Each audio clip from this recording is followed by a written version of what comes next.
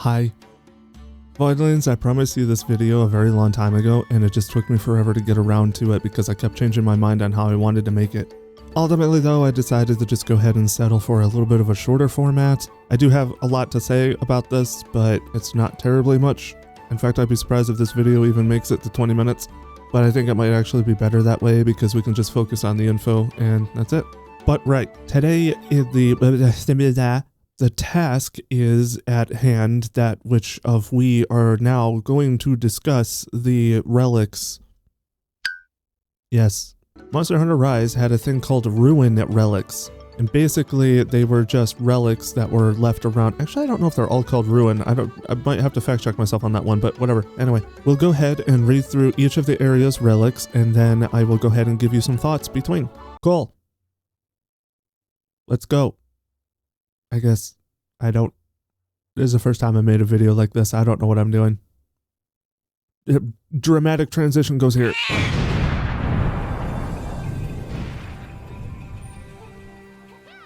Shrine Ruins Relics, 1 through 10. The water in these lands is pure. Clean water enriches the soil. From rich soil sprouts new life. Prayer brings water. This land was home to many a god, but they shunned people, thus the land was only admired with envy from afar. Then, without warning, a bolt of lightning resounded through the night. When dawn broke, the gods were gone. The people began to gather in this blessed land, erecting many a shrine to venerate the departed gods. Graced by abundance, the people lived a bountiful and peaceful life, filling the land with prayers. Moons passed, times changed. The people became arrogant and thankless. As they did so, the land fell into desolation. Then, one night, a gale swept the land before halting abruptly, as though it were the breath of a divine being. In its wake appeared the gods, thought to have vanished. Terrified, the people fled from their ire. The people begged for clemency, but the deities raged regardless, chasing the mortals away. Time devoured the people's shrines and prayers, but eventually, pure water and rich soil returned to nurture new life. As far as the story of Monster Hunter is concerned, there does seem to be a lot of room for interpretation, but there's also a lot of just putting things together, kind of getting knowledge from previous games, as well as each game itself, and just kind of remembering that and putting it all together to come up with the story. Going into this particular set of relics, we definitely have a lot to gain from prior knowledge. For instance, probably one of the most esoteric parts of this entire set of relics is this talk about gods repeatedly. Now, I could make a video talking about why every single sort of mythological origin story within the world of Monster Hunter is actually incorrect, and how Capcom has actually based this off of sort of mythological assertions presented by a lot of mainstream religions in real life. That is a big enough topic for another video, so we're not going to cover that here, but for those who remember stuff like the creation myth in Monster Hunter World, then this would directly contradict that to a certain extent. Well, there's a reason for that. It's because the gods in this context are not literally gods. If we look at Ukanlos and a Cantor, Ukanlos is referred to as the white god, and a Cantor is considered the black god. In the world of Monster Hunter, when it keeps saying gods, it's actually referring to very powerful monsters. So every time it brings up the idea of gods, what it's really saying is that this ecosystem was dominated by very powerful monsters. And that makes the lines that clean water enriches the soil, and that from the soil, from rich soil, sprouts new life, etc., etc. Of course, because we know that from the soil comes the plants, from the plants come the herbivores, from the herbivores come the carnivores, and from the carnivores comes the corpses of the herbivores, and from the corpses of the herbivores, as well as dying and old age predators, etc., etc., all enrich the soil in the decaying process, and welcome to the circle of life. And then especially with clean water enriching the soil, that also helps a lot, but don't forget that the clean water would also enrich the things that drink from it as well. So basically the idea here is that this is incredibly diverse and very healthy ecosystem. To jump into individual relics a little bit more specifically, there's relics such as Relic 3, which says, "Then without warning a bolt of lightning resounded through the night. When dawn broke, the gods were gone." A lightning bolt, you say? Kinda like Narwa's lightning, the queen of the rampage herself, the goddess of the rampage, however the heck you want to refer to her as. And then of course there's also Relic 7, which says that then one night a gale swept the land before halting abruptly, as if it were from the breath of a divine being. I paraphrase there at the end, but yeah, that seems to be a pretty direct reference to Ibushi. So this seems to show that Naru and Ibushi sort of just kind of introduced themselves into this habitat. They very much just sort of crashed the party, and that this is also a clue as to part of how the rampage ends up happening. Ibushi and Narwa go to places where there is a lot of monsters, very rich ecosystems, and they kind of just, either through mania or panic or just sheer domination, we're not really sure, but they create packs out of the existing ecosystem's monsters, and that's how they create the rampage. But yeah, let's move on to the next set. Frost Islands Relic Records 1 through 10. After many a long year on the high seas, the ship's harpoon reduced the dragon to naught but a sinking berg on the waves. The crew of veteran soldiers, their duty fulfilled, moored alongside a snowy shore, quiet save for the lapping tide. But their ship, fatally scathed, split in two. The men resigned themselves to a Pyrrhic victory and uneasy morrows. Day 1. We awoke to a pale shore marred by claw marks and signs of battle. Someone said they heard a lullaby. Day 2. Our scouts returned without their weapons, claiming they saw a shadow dragging a bloody knife behind them. Day 3. We all hid in the ship, shivering not from the cold, but fear. Some whisper that the island is cursed. Day 10. Before we knew it, there were monsters everywhere, scratching at the ship's hull. Howls and panic followed. Day 16. The beast's feast was at an end, as was any courage or valiance we once noble warriors had possessed. What had summoned those monsters were the very remains of the mighty wyvern, growing in strength even after defeat. Mayhaps it was a curse. Neither the ship nor the bones will tell, for they have long disappeared in the marine snow. For the next several relics, I probably won't have anywhere near as much to say about as that first set, so let's just go ahead and jump into this. So if you go to the Frost Islands and you spot a skull, it's a Zora Magdaros. Albeit one that's considerably smaller than the one in World, but this skull is an exact match for a Zora Magdaros. So Relic 3 brings up an interesting word that I feel like I'm just going to go ahead and define real quick. Pyrrhic victory, Pyrrhic. It basically just means a victory that came at such great cost it may as well be considered a loss. So Relic 4 says, Day 1 we awoke to a pale shore marred by claw marks and signs of battle. Now I'm not entirely sure exactly what this is referring to, but I think maybe this is a fight between the monsters that are here. I know that seems like a no-duh statement, but my point being is that I don't think it's trying to say anything more specific than that. Having said that, it could be a Gas Harag, maybe the first signs of Gas Harag, because that's kind of where claw marks might come from. I'm not really sure. But it ends by saying, someone said they heard a lullaby. I'm very sure this is Somnicanth. Then Relic 5 comes along, and I feel like the reference of a shadow dragging a bloody knife paints a pretty vivid picture. We know that this is Gas Harag, there's no doubt about it.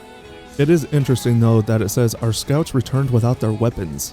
I mean, they say they saw a shadow dragging a bloody knife behind them, which means they didn't see exactly what it was, so they didn't lose their weapons in a fight. Maybe they just dropped them so that they could run away faster? That kind of seems like a bonehead move. Relic 7, however, says, before we knew it, there were monsters everywhere scratching at the ship's hull. Howls and panic followed. I'm more than willing to bet that this is probably a reference to Kizu because he does howl a lot. Now, Relic 8 says, the beast's feast was at an end, as was any courage or valiance we once noble warriors had possessed. And then, of course, it goes on into 9 to say what had some of the monsters were the very remains of that mighty wyvern, growing in strength even after defeat. I'm not going to get super into this, but Zora Magdaros is basically a walking nuclear plant, if you want to think of it that way. Not so much in electricity, but rather just like raw heat energy. But this feeding frenzy literally caused a frenzy. And I think it's probably because these monsters, as they were eating the corpse of Zora Magdaros, they were probably taking in a lot of that energy, and it was probably kind of coursing through their veins a bit. Now, just one last thing I want to point out about this, which is a little bit weird to me. It actually says in Relic 10 that mayhaps it was a curse, neither the ship nor the bones will tell, for they have long disappeared into the marine snow. Now, there's no telling how old these relics are, or what's happened between when they were planted and when we show up in the Frost Islands. However, isn't it a little bit weird that they say it's covered in marine snow when we're literally looking at them exposed plain as day right in front of us? I'm just saying that it's a little bit weird that it's all exposed now. Could very well just be explained as thawing, but, you know. Alright, the Flooded Forest. Flooded Forest Relics, 1 through 10. Long ago, a feline came to the Flooded Forest seeking a giant fish of lore, but he was tailed by a meddlesome Melinx. When the feline wasn't looking, the Melinx snatched his bags, leaving him with nothing but a single piece of meat. Defeated, the feline collapsed in frustration when he realized that there was a hungry snake right under his nose. The feline tore off some meat for the snake and it hissed happily, "Feed the stream, and it will feed you." Confused, the feline nevertheless threw his last morsel into the stream. Then suddenly, thousands of fish appeared. It was not the mythic creature he'd sought, but he was delighted anyway, and filled his pockets to the brim. The greedy Melinx, seeing this, said to itself, "If I throw in a bunch, I'll get even more fish back for myself." He gathered a heap of meat and tossed it all in, only to be greeted by the maw of the legendary giant fish. The Melinx took one look at that monster and fled for its life, dropping the feline's belongings in the process. And so, having seen the fabled fish, the feline thanked his serpentine friend and set off in search of new adventures. So this one's actually pretty straightforward. There really isn't that much to go over here. This entire Relic's point is pretty much to tease at something that you can do in the Flooded Forest. I was originally going to explain what that was and also show you a clip, but A, it's actually pretty rare. B, I've actually never done it. And C, I don't want to spoil it for you. So, you know, there you go. Read the story again and try to pull out what you might actually be able to do in the Flooded Forest. And yeah, that's pretty much all there is to say about this. There is one other thing to say about this, that actually it's told in a way that very much sounds like a children's story. So it kind of seems like this might be a little bit of just a lesson of greed or whatnot. But as far as us being players in this game, in this area, it does serve as a little bit of a hint. So yeah, make of that what you will. Sandy Plains Relics, 1 through 10. There was an old hunter, long separated from his hometown, who yearned to reunite with those he left behind. Despite his old age, he persisted in heaving his aching muscles and ragged bones forward, one step after another. A map showed that his village was just over the horizon, but an unfamiliar wasteland sprawled between him and it. Barely escaping the hungry jaws of countless monsters, he pressed on, willful that he would put the savage land behind him ere long. Several days passed, with no signs of his home anywhere. He began to fear some fault in the map had led him astray. Then, finally, he came upon a path that plunged into the underbelly of the void. Shaken, uneasy, he descended into it with awe. This building was familiar. He knew it too well, but no wonder he couldn't find it. It had been buried under the sand. Hoping to find something left behind, anything, he entered his old house. On the wall was written a message. "As the crimson glow falls upon us, our people flee this land. But I promise to survive that we too may reunite." And so the old hunter set out once more, vowing never to rest or falter, as he yet had a duty to his love to fulfill. There's many times in video games where you can tell the developers were just looking to put something in some place to try to hold continuity. I don't really know what else this story could ever serve as far as a purpose goes. It really is just kind of a cliche love story, and not a very well written one at that. But putting my criticisms aside, there does seem to be two pieces of lore that we can take from this. So first of all, it does talk about, in Relic number 9, it says, "As the crimson glow falls upon us, our people flee this land." So we know that this is a Crimson Valstrax which we already know from other sources that Crimson Valstrax are extremely hostile. A normal Valstrax normally isn't that hostile. It will protect its territory, and it will sometimes accidentally crash into airships and things like that while it's scooting around at Mach 9. But Crimson Valstrax is actually known to attack people pretty much just for sport. Or in this case, the village, perhaps for territory? I'm not really sure. The only other thing that we get out of this is we get an explanation for all of the sunken village pieces and the ruins and stuff that we find in the center of the map. So that at least solves one mystery, because a lot of people were curious on where those buildings came from. Myself included. On my old channel, before I collected all the relics, I thought it may have been a hint at ancient civilizations that used to exist in the area. But no, it's just the village that this story is talking about. Lava Caverns Relics 1 through 10.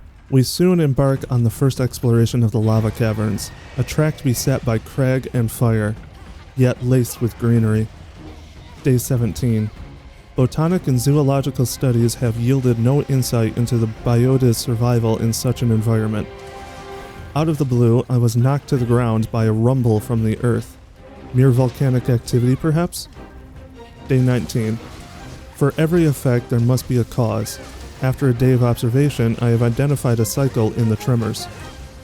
This phenomenon simply cannot be self-supported.